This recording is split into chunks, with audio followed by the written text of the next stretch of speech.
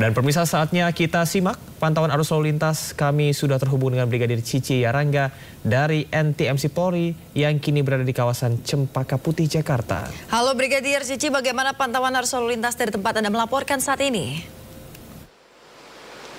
Ya baik, terima kasih Camar juga Yasmin. Pemirsa, pagi ini kita akan melihat kembali bagaimana perkembangan arus lalu lintas. Dan tepat sekarang di kawasan Cempaka Putih, Jakarta Timur, kondisi arus lalu lintas dari berbagai arah telah terjadi peningkatan jumlah volume arus kendaraan, di mana untuk kendaraan-kendaraan yang melintas dari arah Tanjung Priuk ataupun dari arah Pulau Gadung yang nantinya akan menuju ke arah Senen hingga saat ini dalam keadaan ramai dan lancar. Sudah terlihat adanya peningkatan jumlah volume arus kendaraan dengan adanya antrian traffic light yang cukup memanjang sekitar 300 hingga 400 meter ke belakang. Terlihat juga kendaraan-kendaraan dari arah sebaliknya, yakni dari arah Senen yang nantinya akan lurus menuju ke arah Pulau Gadung ataupun yang akan mengambil lajur sebelah kiri untuk berbelok ke arah Tanjung Priuk juga hingga saat ini masih dalam keadaan ramai dan lancar. Kendaraan-kendaraan yang melintas pada kawasan ini selain didominasi oleh kendaraan pribadi tetapi juga didominasi oleh kendaraan umum.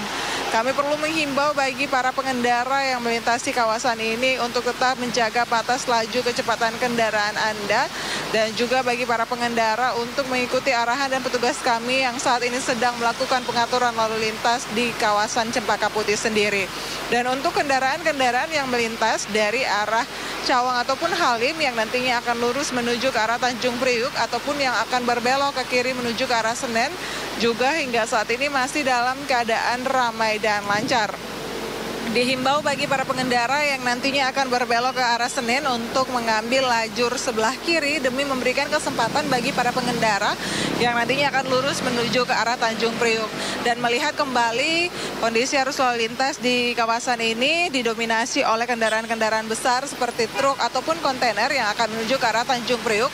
Kami menghimbau bagi para pengendara untuk tetap berhati-hati, khususnya pengendara besar, untuk tidak membawa muatan melebihi kapasitas yang telah ditentukan. Dan pemirsa, berdasarkan data RSMS Korlantas Polri, angka kecelakaan lalu lintas yang kami terima selama 1 kali 24 jam telah terjadi sebanyak 188 kasus laka lantas dengan rincian 16 meninggal dunia, 31 luka berat, dan 209 luka ringan. Dari 188 kasus laka lantas yang terjadi, 71% didominasi oleh kendaraan roda 2 atau kendaraan sepeda motor. Untuk itu diingatkan terus bagi para pengendara sepeda motor untuk selalu menggunakan helm, baik pengemudi maupun penumpang, dan juga jangan melawan arus karena rawan akan kecelakaan.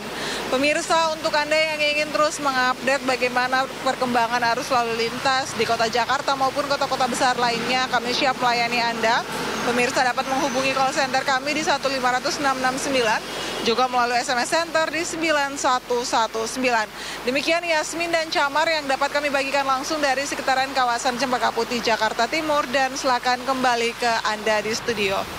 Ya baik, terima kasih Brigadir Cici Yarangga atas laporan Anda dari kawasan Cempaka Putih, Jakarta Timur. Selamat bertugas kembali dan salam presisi. Pemirsa, sidang gugatan pra-peradilan Jilid 2 Sekjen PDI Perjuangan Hasto Kristianto atas kasus suap Harun Masiku kembali digugurkan hakim. Pra-peradilan gugur karena berkas Hasto telah dilimpahkan oleh KPK ke Pengadilan Tipikor Jakarta Pusat. Mengadili. 1. Menyatakan permohonan pemohon gugur. 2. Membebankan kepada pemohon untuk membayar perkara sejumlah nihil.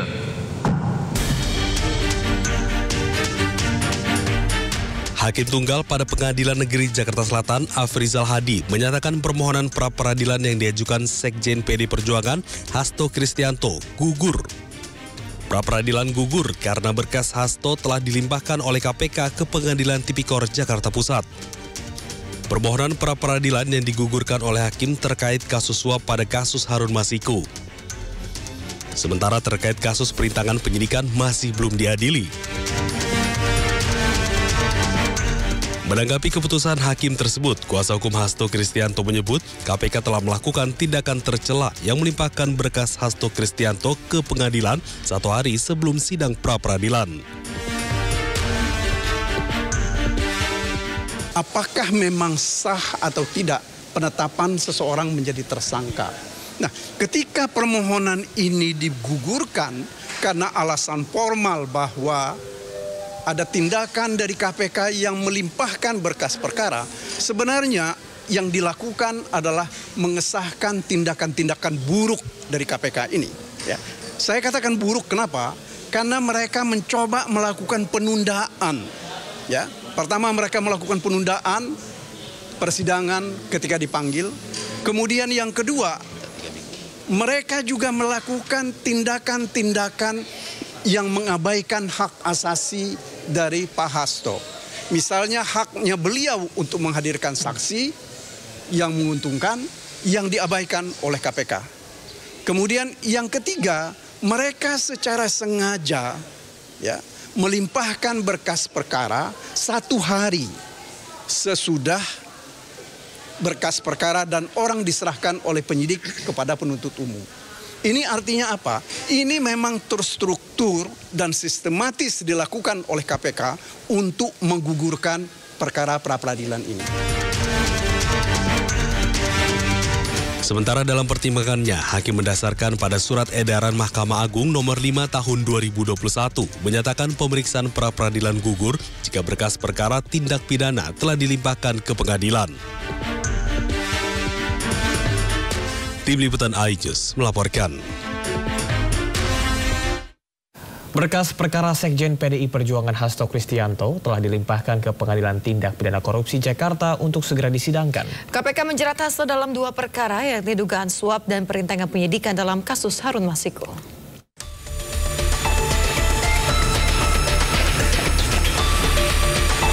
Penyidik Komisi Pemberantasan Korupsi telah melimpahkan berkas perkara Sekjen PDI Perjuangan Hasto Kristianto ke Pengadilan Tindak Pidana Korupsi Jakarta Pusat.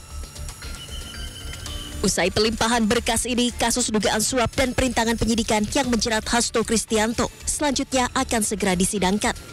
Dan tengah menunggu penetapan tanggal persidangan serta komposisi majelis hakim yang akan memeriksa dan mengadili perkara.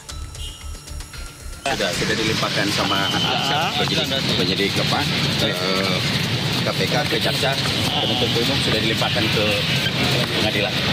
Ini berapa tebal ini, Bang? Waduh, ini nggak tahu nih berapa tebal ini. Ini abang kan bisa lihat sendiri nih tebalnya. Oh iya. Sesuai dengan proses tahapannya, hari ini dari pihak penuntut sudah menyerahkan kepada Pengadilan Negeri Pusat Jakarta Pusat ya, dan sudah diterima oleh panitera dan tercatat, jadi tinggal proses berikutnya. Ya, kami semua pasti tinggal menunggu saja penetapan dari pusat. Sebelumnya KPK resmi menahan Hasto Kristianto pada Kamis 20 Februari 2025. Hasto ditahan usai diperiksa sebagai tersangka kasus dugaan suap pergantian antar waktu anggota DPR periode 2019-2024 dan upaya perintangan penyidikan dalam kasus yang menjerat mantan kader PDI Perjuangan Harun Masiku. Dari Jakarta, Rizky Falufi, iNews melaporkan. Rumah Ridwan Kamil digeledah KPK pada Senin malam. Ya, penggeledahan terkait kasus dugaan korupsi Bank BJB saat RK menjabat sebagai Gubernur Jawa Barat. 5 orang telah ditetapkan sebagai tersangka.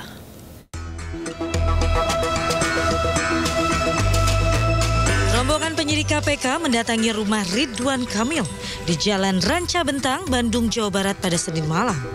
Menurut Ketua KPK Setio Budianto, penggeledahan terkait dugaan korupsi markup dana iklan Bank BJB saat Ridwan Kamil masih menjabat sebagai Gubernur Jawa Barat. Ya, kalau dari saya menyatakan bahwa betul ada penggeledahan rumah, ada kegiatan penggeledahan di perkara BJB, tetapi untuk lengkapnya, untuk detailnya rumah siapa, dan mungkin waktunya kapan dilakukan, itu baru bisa dilakukan setelah penyidik memberikan data-datanya secara lengkap kepada saya. Dan saya pikir rekan-rekan juga tidak menginginkan informasi yang sepotong-sepotong ya. Jadi pada saat nanti informasinya sudah lengkap, kita akan deliver ke teman-teman secara utuh, sehingga nanti informasi yang bisa diterima oleh masyarakat juga utuh. Melalui pernyataan tertulis, RK menyatakan dirinya kooperatif dan sepenuhnya mendukung penyelidikan yang dilakukan oleh KPK. RK juga tidak ingin berkomentar banyak terkait dugaan korupsi yang melibatkan dirinya dan menyerahkan sepenuhnya kepada KPK. KPK telah menetapkan 5 tersangka dalam kasus dugaan korupsi di lingkungan PT Bank Pembangunan Daerah Jawa Barat dan Banten BJB. Para tersangka terdiri dari penyelenggara negara serta pihak swasta. Belum ada informasi apakah ada Ridwan Kamil di rumah tersebut. Tim Liptan iNews melaporkan.